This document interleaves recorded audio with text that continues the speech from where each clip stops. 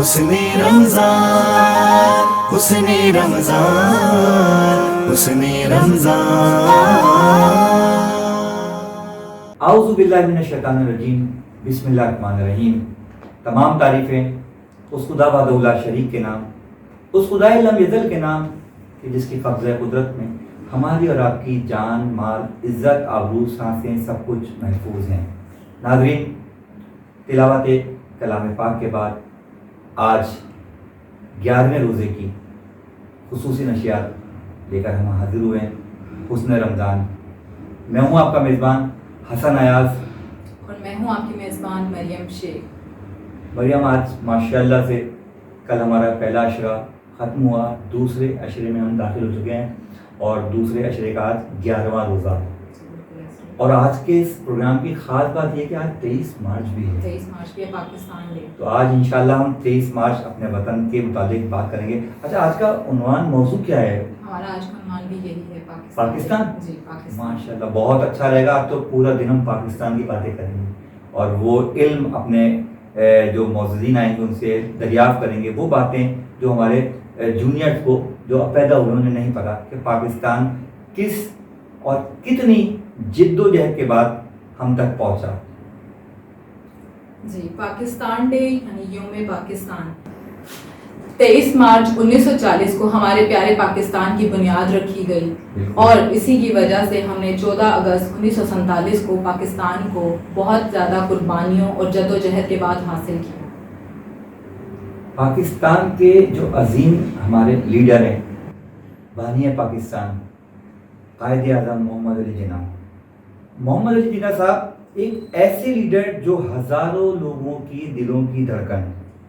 ایک انگریز اسکالر نے جناح کا پاکستان میں کیا خوبصورت کہا کہ وہ کہتے ہیں کہ بہت کم لوگ ایسے ہوتے ہیں جو تاریخ کا دھارا بدل کر رکھ دیں، اور ایسے لوگ تو ملتے بھی بہت کم ہیں جو تاریخ کا نقشہ بدل کر رکھ دیں، اور ایسے لوگ کوئی ہوتے ہیں جو ایک نئی مملکت قائم کر دیتے ہیں. محمد علی جناح ایک ایسی شخصیت ہیں جنہوں نے بیک وقت تینوں کام احسن طریقے سے انجام دیے. جی مریم. جی بالکل ایسا ہی ہے. جب پاکستان نہیں تھا تب بر صغیر پاک و ہند تھا، جس میں مسلمان اور ہندو اکٹھے رہا کرتے تھے. لیکن انگریزوں نے جب تجارت کی غرض سے وہاں پہ داخل ہوئے تو انہوں نے مسلمانوں کے درمیان اور ہندوؤں کے درمیان میں پھوٹ ڈلوا دی.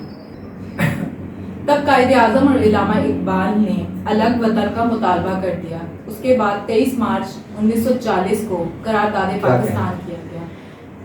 اسی کے نتیجے میں 14 اگست 1947 کو ہمیں پاکستان ایک الگ ملک حاصل ہوا. بالکل.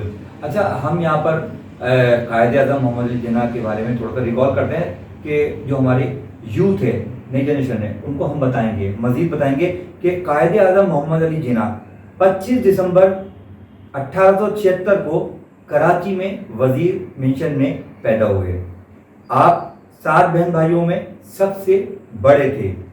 آپ نے بمبئی کے ایک اسکول گوگل داس پر پرائمری تعلیم حاصل کی اور پھر سندھ مدرسۃ الاسلام سے تعلیم حاصل کی، اور آپ کا انتقال 11 ستمبر 1948 کو ہوا اور آپ کا مزار قائد کراچی میں یادگار ہے. ہم جب پاکستان کی بات کرتے ہیں تو ہم اپنے ان بزرگوں کی قربانیوں کو بھی یاد کرتے ہیں جنہوں نے قربانیاں دے کر ہمیں اس ملک میں رہنے کا موقع دیا. ہم تو اس آزاد ملک میں رہ رہے ہیں، لیکن جنہوں نے قربانیاں دی ان کو تو یہ ملک دیکھنا تک نصیب نہ ہو. بالکل. اب دیکھیں نا، جیسے قائد اعظم کی بات ہم نے کی تو قائد اعظم کے ساتھ ان کے ساتھ جو قدم بقدم ہر مرحلے پر رہیں، یعنی کہ ان کی بہن محترمہ فاطمہ جناح مادر ملت قائد اعظم کی چھوٹی بہن تھیں اور 17 سال چھوٹی تھیں قائد اعظم سے. 17 سال چھوٹی تھی اور آپ کی پیدائش کراچی میں ہوئی. ابتدائی تعلیم آپ نے کراچی میں حاصل کی. اس کے بعد پھر آپ کلکتہ چلی گئیں اور وہاں پر آپ نے دانتوں کی جراحی کا ڈپلومہ حاصل کیا. وہیں پر آپ نے کلینک بنایا اور تمام زندگی پھر آپ اس پہ منسلک رہیں.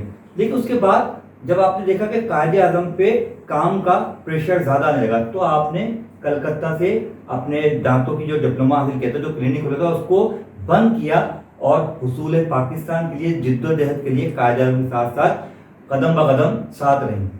تو یہ بہن کی محبت لازمی بات ہے. کسی بھی انسان کو کامیاب کرنے کے لیے اس کی فیملی کا سپورٹ ہو تو وہ بندہ بہت کچھ کر دے. اور اس طرح مادر ملت 9 جولائی 1967 کو ہم سے جدا ہو گئیں اور اپنے بھائی قائد اعظم کی جو قبر ہے اس کے ساتھ ہی آپ مزار قائد کے احاطے میں آپ دفن ہیں. ہم لوگ سمجھتے ہیں کہ پاکستان صرف ایک ملک ہے، ٹھیک ہے، لیکن اگر ہم پاکستان کو اپنا گھر سمجھیں تو ہم پاکستان کے لیے وہ کچھ کر سکتے ہیں جو ہم اپنے گھر کے لیے کرتے ہیں اور اپنے گھر والوں کے لیے کرتے ہیں. اسی لیے پاکستان کو اپنا گھر سمجھیں اور پاکستان کے لیے وہی فرائض انجام دیں جو آپ اپنے گھر والوں کے لیے یا اپنے گھر کے لیے کرتے ہیں.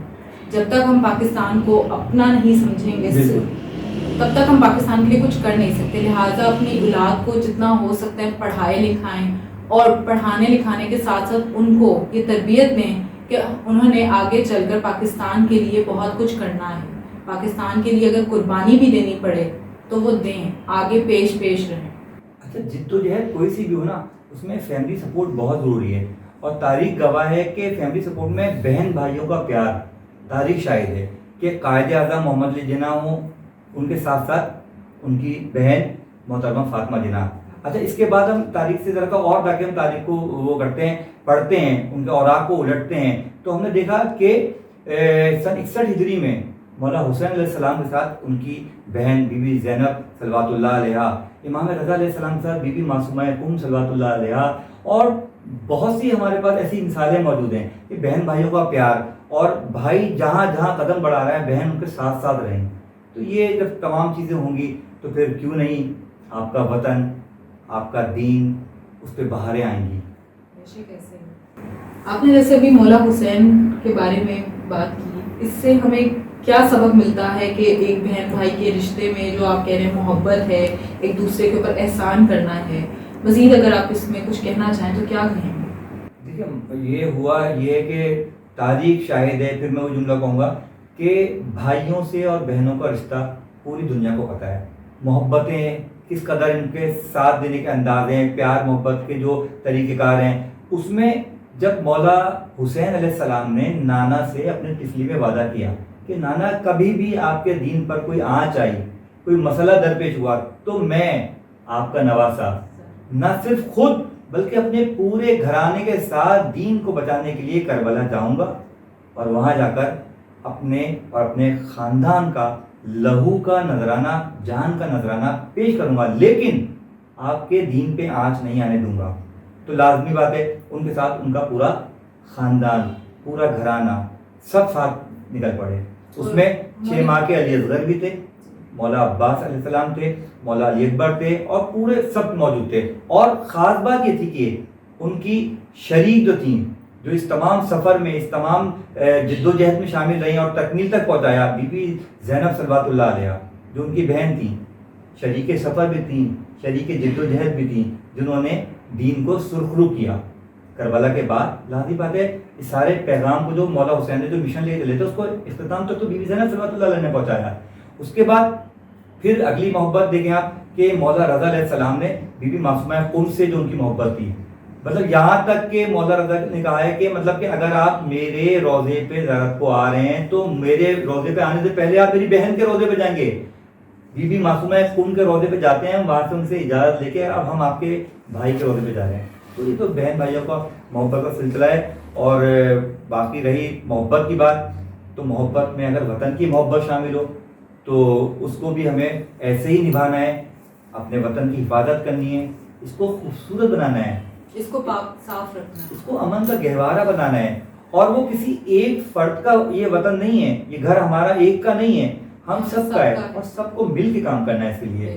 تو بس یہی ہے کہ اپنے وطن کو صاف رکھیں، اپنے وطن کو پاک رکھیں، اپنے وطن کے لیے اگر ضرورت پڑے تو جان کا نذرانہ دے دیں، لیکن اپنے وطن پہ آنچ نہ دیں، کیونکہ بہت جد و جہد سے ہزاروں لاکھوں لوگوں نے اپنی جان کا نذرانہ دے کر ہمیں یہ آزاد وطن فراہم کیا ہے. اس آزاد وطن کو آزاد رہنے دیں، آپ بھی آزاد رہیں، آپ کا وطن بھی آزاد ہے، اور پاکستان زندہ باد. حسن رمضان، حسن رمضان. حسن رمضان حسن رمضان حسن رمضان حسن رمضان. ویلکم بیک ناظرین، آپ دیکھ رہے ہیں حسن رمضان کی خصوصی نشریات حسن رمضان، اور اب وقت ہوا ہے ہمارے اس سیگمنٹ کا کہ جس کا آپ کو اور ہمیں بے قراری سے انتظار رہتا ہے. اور اس جی مریم، سیگمنٹ کا نام ہے رمضان اویئرنیس، کیا کہیں گے؟ جس میں ہمیشہ ہمارے ساتھ سر اسد زیدی صاحب ہوتے ہیں جو کہ ہمیں رمضان کے اکارڈنگ اور اسلام کے اکارڈنگ بہت ساری باتوں پہ گائیڈ کرتے ہیں. اور آج کا تو ٹاپک بھی بہت خوبصورت ہے ہمارا، جی بے شک. پاکستان کے حوالے سے بات چیت پوری ٹرانسمیشن میں آج ہم نے پاکستان کی بات کی تو اسد علی صاحب موجود ہے. السلام علیکم اسد صاحب. وعلیکم السلام. السلام علیکم سر، کیسے ہیں آپ؟ ٹھیک سے. رمضان کے ساتھ ساتھ آج 23 مارچ بھی پڑی ہے پروگرام میں، تو آج ہمارا ٹاپک جو پاکستان، آپ کو پتا ہے ہمارا دل، ہماری زندگی، ہماری جان، ہمارا ملک پاکستان. پاکستان زندہ باد. کیا کہیں گے آپ 23 مارچ کے حوالے سے؟ دیکھیں 23 مارچ پر کہنے سے پہلے، کیونکہ جب بھی پاکستان کا لفظ زبان پر آتا ہے تو ایک پاک سرزمین، بالکل اس کا کیا رہتا ہے؟ بالکل. کہ کوئی ایسی سرزمین جس کے متعلق علامہ اقبال نے خواب دیکھا تھا. بالکل ہے بالکل. اور اسی خواب کو شرمندہ تعبیر کرتے ہوئے 23 مارچ سن 1940 کو آج ہی کے دن آل انڈیا مسلم لیگ کے سرکردہ رہنما، بالکل جید رہنما اس وقت جمع ہوئے تھے، اور اس وقت ایک تاریخی قرارداد بالکل تھی جس کو ہم قرارداد پاکستان کہتے ہیں، پاکستان ریزولوشن. بالکل. اور یہ وہ قرارداد ہے جو بنیاد بنی ہے قائم پاکستان کی. بالکل بالکل. یہاں سے وہ 7 سال کی اسٹرگل شروع ہوئی ہے کہ جو پھر اس کے بعد 14 اگست 1947 کو قائم پاکستان کی شکل میں ہمارے سب بالکل. تو جو بنیادی دستاویز ہے، بنیادی ڈاکومنٹیشن ہے، جس کی بنیاد پر یہ تمام جد و جہد آگے کامیابی سے سرفراز ہوئی، وہ ہے قرارداد پاکستان، جس میں یہ واضح طور پہ اس بات کو کلیئر کٹ الفاظ میں ڈاکومنٹ کی شکل میں واضح کر دیا گیا کہ جتنے بھی مسلم اکثریتی علاقے ہیں ہندوستان میں، وہاں پر ایک آزاد ریاست قائم کی جائے تاکہ وہاں کے مسلمان اسلام کے اصولوں کے مطابق وہاں پر زندگی بسر کر سکیں، اور اسلامی آئین اور قوانین اور ضوابط کے مطابق وہاں پہ آزادانہ طور پہ زندگی بسر کر سکیں. بالکل. اس بات کی ڈٹرمنیشن جس جگہ پہ کی گئی تھی وہ تاریخی، جس کو اس زمانے میں منٹو پارک کہا جاتا تھا، آج ہم اس کو اقبال پارک کہتے ہیں. اور جب بھی کبھی مینار پاکستان کے سائے میں لوگ پہنچتے ہیں تو ذہنوں میں وہی الفاظ گونجتے ہیں، بالکل یہ بن کے رہے گا پاکستان. بالکل. تو ظاہر ہے آج کے دن ہر پاکستانی جس نے اپنے بزرگوں سے، اپنے والدین سے، جیسے میں نے بھی اپنے والدین سے وہ جد و جہد کس طرح کی تھی، کیونکہ انہوں نے اپنی آنکھوں سے وہ چیز دیکھی تھی، اور اس کے بعد پھر وہ ہجرت کر کے جب آئے تھے تو تمام حالات و معاملات ان کی آنکھوں کے سامنے تھے. اور مجھے یاد ہے کہ میری والدہ مجھے ان واقعات کو تفصیلی بتایا کرتی تھیں، اور میرے والد بھی، اور میں بہت سی چیزوں کو لکھا بھی کرتا تھا. بالکل میری بچپن کی یادداشتوں میں ہے. تو میں سمجھتا ہوں آج ان چیزوں کو تھوڑا سا دوبارہ ریوائو کرنے کی ضرورت ہے. اس طرح سے آج کل نہیں بتایا جاتا کہ کس قدر اذیتوں کے ساتھ، کس قدر پریشانیوں کے ساتھ ہم نے اس کو حاصل کیا. سر ہم یوتھ میں کس طریقے سے پاکستان کی محبت کو بیدار کر سکتے ہیں؟ ان کو تو ہماری یہ جو قربانیاں ہیں ان کے بارے میں آئیڈیا ہی نہیں ہے، اور سننا بھی لوگ نہیں پسند کرتے. جو آج کی یوتھ ہے وہ بیسکلی اس ٹاپک پہ آتی ہی نہیں ہے. کیسے ہم کوشش کریں کہ اپنی یوتھ تک یہ بات پہنچا سکیں؟ دیکھیں اس کے لیے آپ کو کسی ریفرنس سے بات کرنی پڑے گی.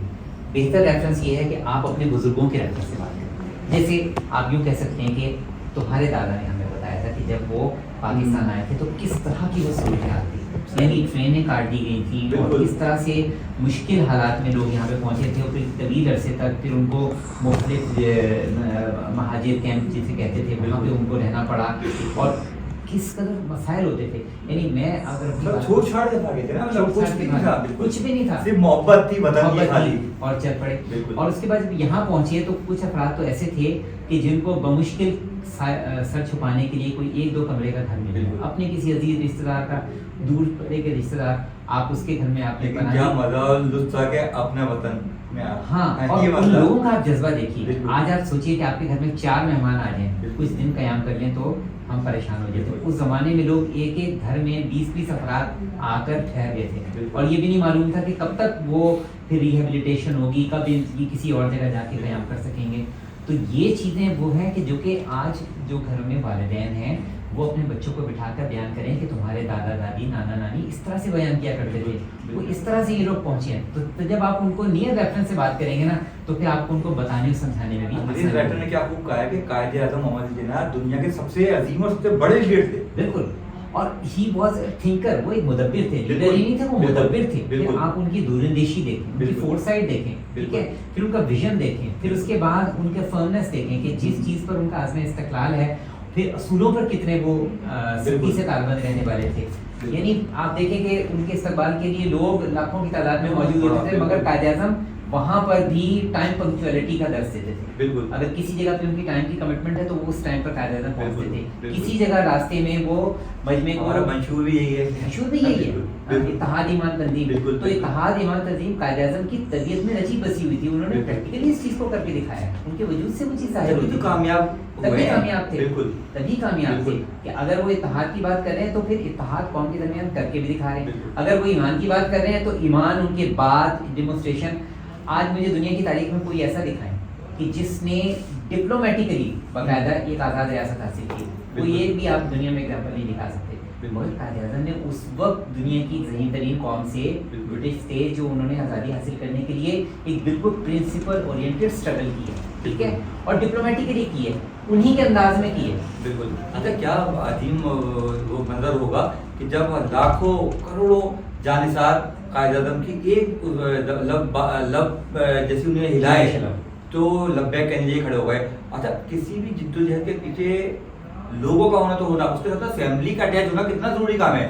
جیسے محترمہ فاطمہ جینا, ان کی چھوٹی بہن, ٹھیک ہے نا, تو ان کا یہ عمل بڑا امپورٹنٹ ہوتا ہے کہ فیملی سے, جیسا کہ قائد اعظم اور فاطمہ جینا کا سلسلہ ہے مادر ملت کا. اسی طرح اگر ہم تاریخ میں جائیں ہم تو مولا حسین کے ساتھ بی بی زینب کے اٹیچمنٹ, ٹھیک ہے نا, ان کے جو انہیں نے جد و جہد کی نانا کے دین کا مطلب دین کے لیے جب بات آئی تو وہ نکلے, تو ان کے ساتھ ساتھ ہر قدم قدم پہ بی بی زینب صلوات اللہ علیہا ان کے ساتھ رہی. کتنا بڑا عظیم مارکا ہوتا ہے تاریخ انبیاء میں. آپ دیکھیے نا کہ حضرت موسیٰ کے قصے میں کہ جب وہ چھوٹے سے جب تھے اور ان کو دریا پہ ڈال دیا گیا صندوق میں, تو ان کی بہن ہی تو تھی جو ساتھ ساتھ چل رہی. قرآن اس کو بیان کر رہا ہے, اور یہاں تک کہ وہ کنارے پہ جا کے لگی جہاں پہ فرعون کا محل تھا, اور اس کے بعد کس طرح سے انہی بہن کی ذہانت کی وجہ سے حضرت موسیٰ اپنی والدہ سے مل سکے. تو یہ ساری چیزیں, پھر اس کے بعد شریکت الحسین کا آپ نے ذکر کیا, ثانیہ زہرا سلام اللہ علیہا, اس طریقے سے امام رضا علیہ السلام, بالکل ایسے ہی بی معصومہ ہے, جناب معصوم. بالکل, تو تاریخ اسلام میں بہن بھائیوں کا تو خاص طور پہ جید شخصیات آپ دیکھیں کہ اس میں کہیں نہ کہیں کوئی نہ کوئی ایک ایسا رشتہ ضرور ہوگا جو کہ ان کے لیے محرک اور روح رواں ثابت ہو رہا. یہی بالکل. سر, اگر میں آپ سے یہ بات کروں کہ پاکستان کو ہم لوگ دیکھتے ہیں کہ ایک بھی ملک ہے, لیکن لوگوں نے اس کو فرقے میں یا لوگوں نے اس کو شہروں میں بانٹا ہوا ہے کہ تم اس شہر سے ہو تو تم میں یہ مسئلہ ہے, یا تم اس فرقے سے ہو تو تم میں اس قسم کی بات ہے. جبکہ ہمارے قائد اعظم نے اتنی مطلب محنت کر کے ہمیں یہ ملک دلوایا ہے, آزادی دلوائی ہے, اور ہمارے کتنے بزرگوں نے اپنی جان قربان کی ہے اس کے لیے. تو کیوں نہ ہم اپنے یوتھ کو یہ پیغام دیں کہ ہم پاکستان کو صرف یہ نہ سمجھیں کہ ٹھیک ہے یہ ہمارا شہر ہے تو یہ چیز ہو گئی, یا یہ ہمارا فرقہ. کیوں نہ ہم پاکستان کو ایز اے گھر سمجھیں کہ یہ پورا ملک ہمارا گھر ہے, اور اس کے لیے کچھ کریں. قائد اعظم ہیں, علامہ اقبال ہیں, لوگوں نے بہت کچھ کیا. اب جیسے اگر ہماری ریسنٹ جو اگزامپل ہے وہ ہماری, تو جیسے کہ ڈاکٹر عبدالقدیر جو ہیں, انہوں نے بھی پاکستان کے لیے بہت کچھ کیا. اور جیسے اب ہم پاکستان ویسے تو کہیں آگے اسٹینڈ نہیں کر پا رہے تھے, لیکن اس چیز کی وجہ سے ہماری بھی ایک نمایاں پہچان بن گئی ہے اس جگہ پہ پاکستان کے اس حوالے سے.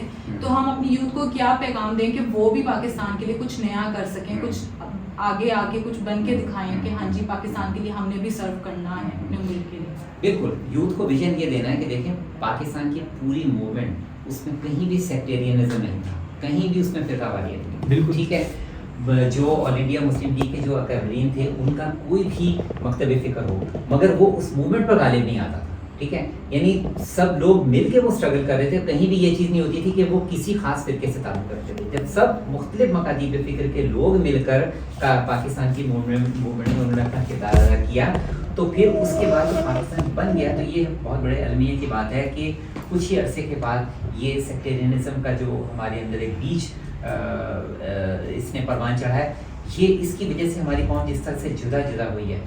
ضروری اس بات کی ہے کہ رسول خدا حضرت محمد مصطفیٰ صلی اللہ علیہ وسلم सीधा सीधा उनका दिया हुआ फार्मूला है कि कुरान और अहले बैत अलैहिस्सलाम को थामे रहो तो तुम गुमराही से बचे रहो। अब अगर कुरान को देखें और अहले बैत अलैहिस्सलाम को देखें तो आप देखें कि दोनों की तालीमात तफरीकाबाजी से दूर, बिल्कुल ठीक है।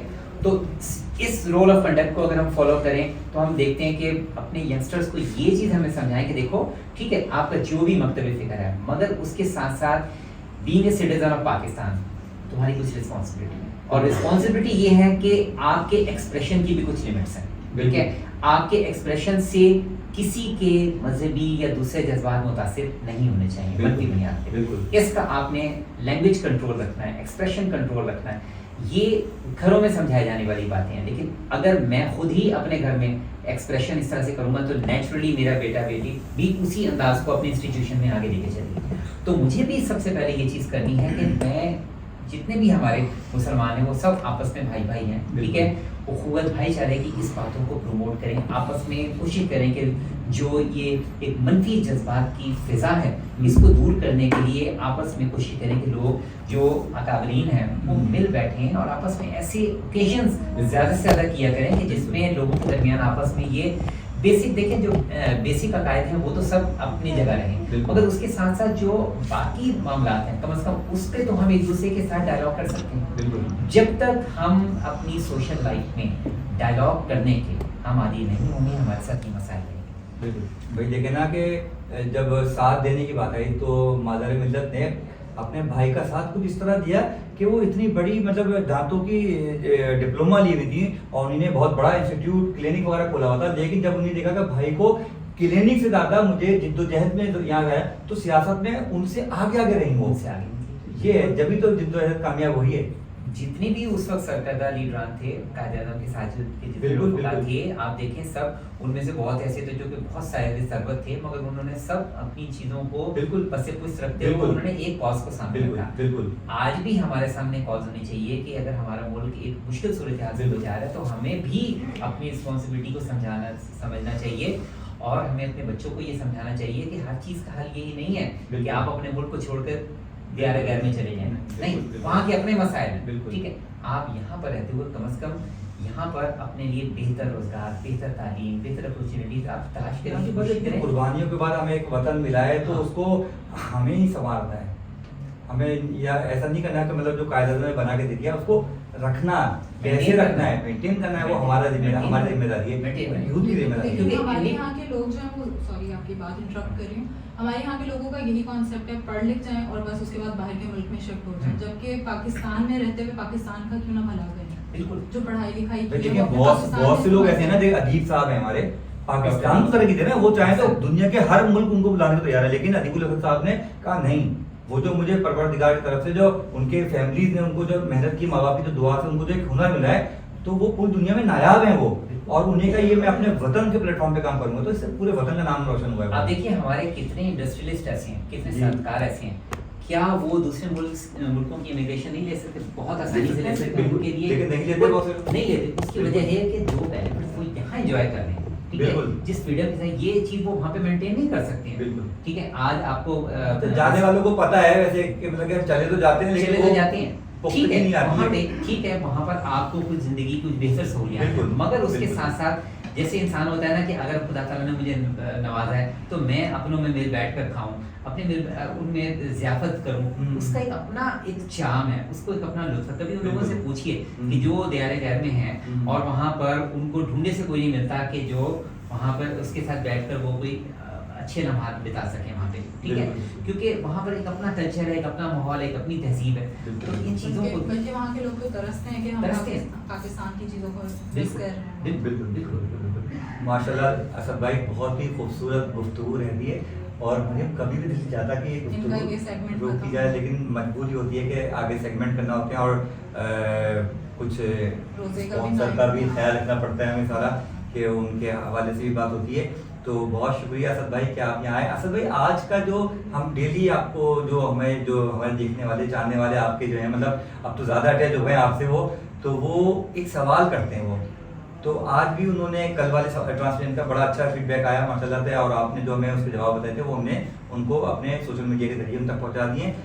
تو اسد بھائی آج کا انہوں نے کہا کہ رمضان چل رہے ہیں. اچھا میجورٹی ایسی ہوتی ہے کہ ان کو مطلب عربی وغیرہ میں ان کو دقت ہوتی ہے, تو انہوں نے کہا کہ اسد بھائی سے پتہ کریں کہ اگر ہم فرض کریں ہم پڑھ رہے ہیں لیکن ہمیں ایسا لگ رہا ہے کہ ہم غلط تلاوت کر رہے ہیں, تو اس کا کوئی سولوشن ایسا ہے کہ رمضان کا مہینہ ہے, دل سے روح سے تو پڑھ رہے ہیں وہ صحیح, لیکن ان کے ایک جو انسان ہے جو ان کا قلب ہے, ان کا جو ذہن ہے, وہ کہہ رہا ہے کہ شاید کہ ہم اس کو صحیح ڈیلیور نہیں کر پا رہے, تو اس کے لیے کیا شاید اس وجہ سے ہمارا یہ پڑھا ہوا کلام قبول بھی نہ ہو رہا. ہاں تو پلیز کائنڈلی ٹھیک ہے. دیکھیں ایک تو یہ ہے کہ دانستہ طور پر آپ سے بالکل مسٹیک ہو رہی ہے کہ آپ نے پڑھا تھا لیکن آپ اس کو صحیح طرح سے نہیں پڑھ پا رہے. اس صورتحال میں تو یہ ہے کہ آپ اس کو دوبارہ سے دہرا کر اور بہتر طریقے سے اس کا تلفظ کرنے کی کوشش کریں. دوسری صورتحال یہ ہے کہ اب آپ کے پاس چونکہ سوشل میڈیا میں فیسلٹی موجود ہے کہ آپ کے پاس پورا قرآن ڈیجیٹل فارم میں موجود ہے. اگر آپ محسوس کرتے ہیں کہ آپ کو کہیں تلفظ کی پریشانی ہے تو آپ اس کے ساتھ وہ اس ایپ کو یوز کریں, ڈیجیٹلی اس کو سنیں, اور کچھ دفعہ سننے کے ساتھ ساتھ آپ کو اندازہ ہو جائے گا کہ مجھے کہاں کہاں تلفظ میں اعراب میں کہاں کہاں میری خامی ہے. ٹھیک ہے, اس خامی کو پھر آپ آہستہ آہستہ دور کرنے کی کوشش کریں. شروع میں آپ ڈیجیٹل سپورٹ لیں اس پہ, لیکن اس کے ساتھ ساتھ پھر اس کے بعد اس کو پڑھیں بھی. لیکن خالی میں یہاں پہ زور دینا چاہوں گا قرآن کو ڈیجیٹل سننا کافی نہیں ہے, قرآن مجید کو دیکھنا کھولنا بہت اہم ہوتا ہے. خداوند عالم نے قرآن مجید عبادت ہی وہی ہے, ہاں آپ نے اس کو دیکھ لیا ہے. ٹھیک ہے, اب یہ تو ہم اپنی سہولت کے لیے نا کہ ہم کہیں سفر میں ہیں کہیں, تو اس صورتحال میں ہم قرآن کی تلاوت سے مستفید ہونے کے لیے ہم اس کو ڈیجیٹلی سنیں. لیکن اصل خداوند عالم نے تو اس کو کتاب کی شکل میں نازل کیا نا, اور کتاب ہی کی شکل میں محفوظ کیا. تو اس کی ایک اپنی اہمیت, جب آپ کتاب کو دیکھیں گے تو کتاب کے فلو کے ساتھ آپ یہ محسوس کریں گے کہ یہ کتاب آپ سے کچھ بات کر رہی ہے کچھ عرصے کے بعد نا. ہاں اب اس میں کئی تلفظ میں اعراب میں مسئلے مسائل ہیں, تو اس کو آپ ڈیجیٹل سپورٹ کے ساتھ جو پروننسیشن ہے اس کے ذریعے کریکٹ کریں. اس کے بعد آپ اس کو خود سے بہتر ادا کرنے کی کوشش کریں. پھر کہیں خامیاں آئے پھر وہاں سے ریفرنس لیں. ٹھیک ہے, اور اس کے لیے آپ کسی آن لائن استاد کی رہنمائی بھی لے سکتے ہیں.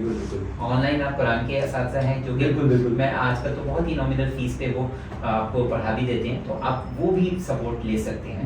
ٹھیک ہے, کیونکہ وہ آپ کی بالکل 1-to-1 انٹریکشن ہوگی, بہتر طریقے سے آپ بہت جلدی اس طرف اس کو. اور پھر بھی اگر آپ کو خدا نہ خاصہ دشواری ہو رہی تو وہ بڑا غفور الرحیم ہے, وہ نیت قبول کرتا ہے. بلکہ اللہ تعالیٰ نے تو کہا ہے کہ جس سے پڑھنے میں مسئلہ آ رہا ہے وہ میرے زیادہ قریب ہے, کیونکہ کوشش کر رہا ہے میرے لیے. اگر خداوند عالم حضرت بلال کے سین کو ادا صحیح طریقے سے نہ کرنے کو قبول کر سکتا ہے, اور حضرت رسول خدا کے منہ سے زبان نکل ہی نہیں رہا, ٹھیک ہے نا, کہ بلال اذان دے رہے ہیں بس ہاں ادب پسند ہے, بلال ہی کی آواز محبوب ہے, بلال ہی کی اذان محبوب ہے, جبکہ سین کی ادائیگی میں ان کو دقت ہے. لیکن اصل بات یہ ہے کہ خدا تعالیٰ کو تو خلوص دل چاہیے. ٹھیک ہے, آپ اس میں تلفظ کی ادائیگی میں کچھ نہ کچھ کوشش کریں خود سے.